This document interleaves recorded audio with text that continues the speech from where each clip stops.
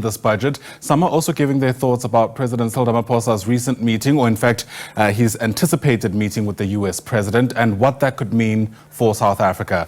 Watching those developments is SABC News reporter Hasina Gori, joining us now live from Sandton, closer to the Gautrain station. And Hasina, that's an important terminal connecting the richest square mile in Africa to the world. Definitely, Ayanda. This morning we are in the economic hub of the country, and as you mentioned, in the richest square mile here in the continent.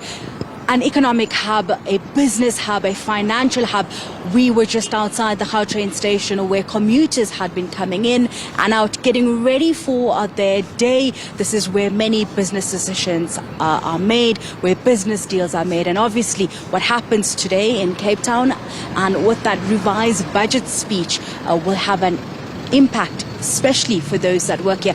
I found with me someone who is quite known for being fluent in a business. With me is Desigan Chetty. Thank you so much for joining us. We're here just hours before revised budget speech, third time.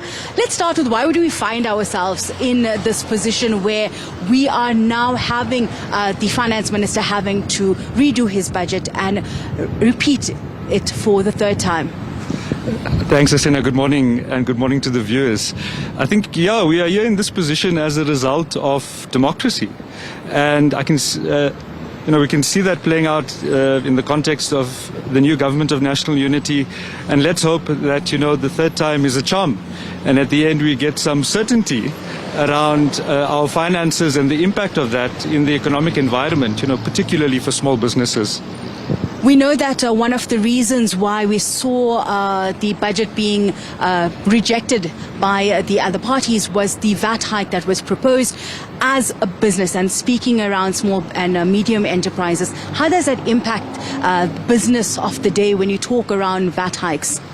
Yeah, thanks. I think the VAT hike, the retraction of the VAT hike, I think was certainly a benefit to small businesses. At the end of the day, it would have added on an additional cost to services and products that they would be selling into the market. So certainly a drop in VAT, in the proposed VAT hike was welcome, because it has a direct benefit to the cost base of small businesses and their ability to grow and sell their products effectively in the market.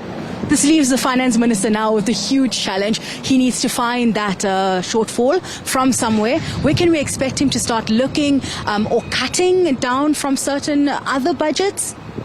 Yeah, thanks. I think in as much as the finance minister would have gone through a process of, effectively cutting away the fat and making sure that there's a level of inefficiency that's now been, dealt with, I think it mustn't be done in the context of small businesses.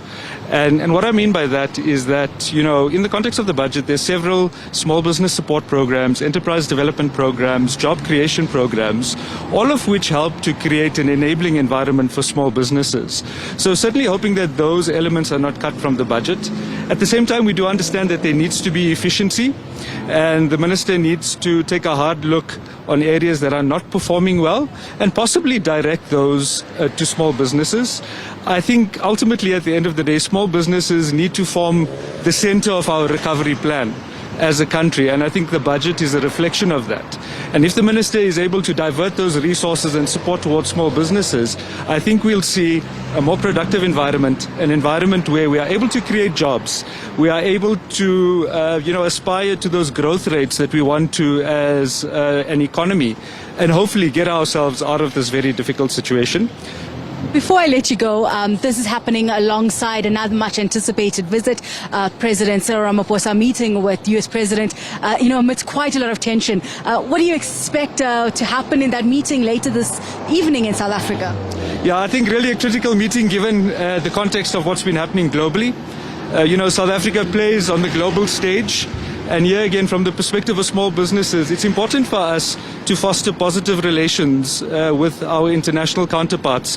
And that helps to create pathways for small businesses to sell their goods and hopefully create those much needed jobs and economic growth that we desire as a country. Thank you so much. That was one of the commuters here in Sandton, Johannesburg, where we've been just looking at what they expect to come out from the budget later this afternoon, but also from that visit, critical visit, as you've heard, between President Cyril Ramaphosa and his counterpart, US President Donald Trump. But Ayanda will continue to get more voices, bring you the pulse from the ground. But for now, back to you in studio. Hasina Gori, live to us there from Sandton in Johannesburg. For now, Hasina, thanks very much indeed.